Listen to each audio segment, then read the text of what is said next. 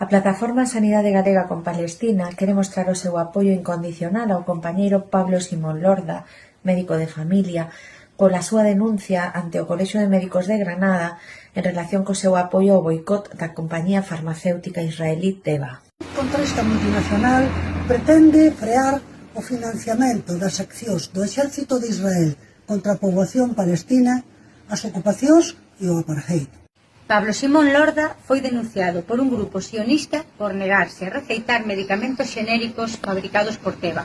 Todos os medicamentos fabricados por Teva, a maioría xenéricos, están no mercado fabricados tamén por outras empresas farmacéuticas. Por tanto, as pacientes non son prexudicadas por esta situación, xa que os fármacos serán os mesmos, pero os beneficios non van a financiar o xenocidio do pobo palestino. Nós tamén non prescribimos medicamentos da multinacional israelí Teva, nin das súas filiais Tevagen, Ratiopharm, Ratio, Dabur ou Belmac. Eu non receito Teva. Simón Lorda, ademais de médico de familia, investigador con reconocido no ámbito internacional, múltiples traballos no ámbito da bioética das organizacións médicas, planificación anticipada das decisións ou documentos de consentimiento informado, entre múltiples traballos.